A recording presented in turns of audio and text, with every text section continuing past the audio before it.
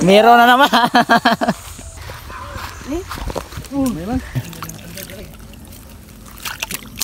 Paibog ba murag atong kuha. What's up mga guys, ngayong araw ay pinasama pala kami ni Master Kuya Dungki sa kaniyang bagong spot. At dito nakaabot na kami sa Bilar. At saka nagsakay na kami dito sa kaniyang auto. At saka likuon yung mga dalan dito.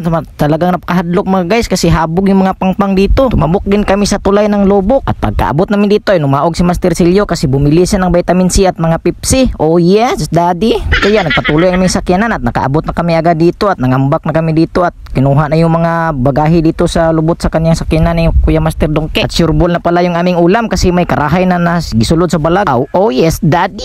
At dito banda-banda nakarating na pala kami sa bagong spot mga guys. At dito nagkapuliki po sila dito og video-video. At ako po hindi po ako magpapalupig po. Excited ng mga masters dito. Nag-ready na sila si Master Dungki po at si Master Bubutski. Napaka-excited na talaga ng lahat mga guys. At ito na himula na ni Aba yung pamain namin. At ito na ready na rin yung aking rad. Ba talaga yung kinamastira namin. Ang bilis lang makasit up po. Naghagis na agad. At ito rin si Master Silio nakahagis na rin. Ako na lang ang nawahi kasi inuna pang mag-video-video kasi maghagis na. At dito dumagan ako kasi nakakuha na daw si Master Silio ng malaking karpa. Talaga namang oh yes daddy talaga ito kasi sureball na makasudan kami dito ba. At ito na hindi na pinatagal. Nagsunod-sunod na yung swerte ni Master Silio. Dito na nakakuha na naman siya ng pangalawa. At agad-agad kong pinunit dito. Binitbit ko kasi para ipakita ni Master Kidungki na akong huli. Ilad-ilad ko siya dyan. Pinasla ko agad sa mahiwagang sibot para hindi na makaikyas yung karpa. At nagkisi-kisi pa talaga siya. At dito banda-banda tinarong ko talaga sa pagkatali. Baka makailis tayo makaikyas. Wala pala ba akong kuha pang ilis at makaikyas to. At ito na naman binigyan na naman ng malakasang hooksit ni Master Silio. Nakakuha na naman ng karpa. Talaga namang napaka oh yes daddy talaga si Master Silio. Ay,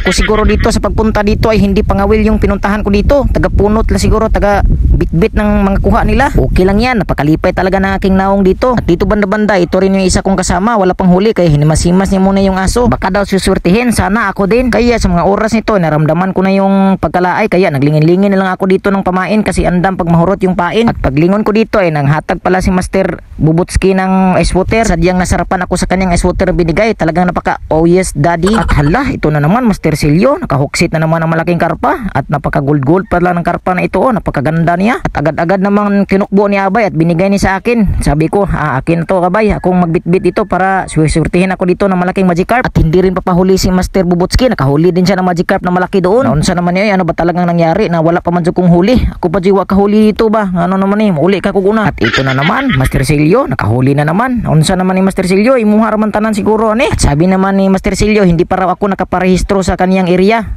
Pero siya, registered na daw siya diyan. Bahala ka diha Master Silio, basta ako ang taga-bitbit sa imong mga kuha, ako'y taga-hipos kaya malipat ka ako ning dados balay. Iya, sa mga oras nito ay panggutom ng tanan kaya nagkuha na siya mga Master Silio dito ng mga karpa na mga sakto kadagkuon kaya mo ang pangtuwahon. Binalibag na yung mga isda dito si ibabaw para simula na sa paglimpyo. Nilimpyuhan na silang dalawa dito ni Master Silio at saka Master Bubutski. At ako naman dito ay naghaling na, hindi na pinadugay. Oh yes daddy, ito na yung tutuwahin namin at nag-add ng mga kalamasan si Master Bubutski. At ito na, tinakang na at dito na nakakuha na yung aking pamingwit. Buti na lang ay nadali ni Master Silio yung kuha ng aking pamingwit kasi wala ako dyan nakabantay kasi naglaag-laag mong ako dito. Usad yang matakot ng talaga ang karpa kapag ako nakabantay sa aking pamingwit. Kaya sa mga oras nito ay parang bigla akong ginanahan at binitbit ko na agad yung aking huli sa aking pamingwit. Sayo-sayo na pala sila Master.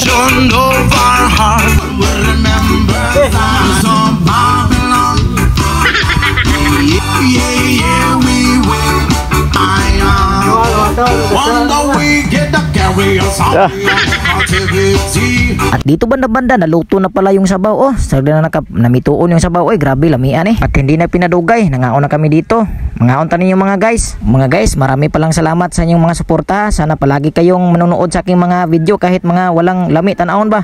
At mag-comment lang kayo dyan sa baba para ating i-shoutout ha. Huwag kayong mahiya mga guys. Hindi man gani ako nahiya kahit konti lang yung manood sa aking video kahit napakahago talaga magama ng content, hindi basta-basta. Huwag ka na magdrama dyan toy, padayunin mo yun sa paghigop yung sabaw mo, baka mayaban yung tiil mo, napakainit talaga, huswa doon kukunin mo. Sarap talaga ang sabaw ng karpa mga guys, lalo na't bagong huli. Talagang napakatamis talaga ng sabaw. Maraming salamat pala kay Kuya Dungki kasi pinasama niya ako sa kanya mga spot na mga magaganda, hindi lang yung mga maliliit yung mga huli, may malalaki din. Maraming salamat din po Panginoon kasi sinubaybayan niyo po ang aming mga biyahe. Sa mga tagbiyahe na mo ay inubanan mo kami at inilayo mo kami sa mga katalagman. Nalingaw talaga kami at sobrang lipay namin sa biyahe na ito. Maraming salamat po talaga Panginoon. Dito banda-banda, napaka-oyes daddy, ako na lang yung nahuling kumain dito, napakahinay, napakayaya talagang kumaon. At dito na, nagtiing na ako ng juice mga guys. At dito, binutangan ko din ng Pepsi para mo ay pang tulak na to. Pinakadabes ito na panulak, juice ng niyog. At tinakban ko balik yung Pepsi at pinunit ko at inumin. At dito na banda-banda, nakakuha na po si Kuya Dungki ng karpa. Grabe talaga yung mga tawang ito. At ito na, yung mga huli namin mga guys. May madala pa kami sa bahay ng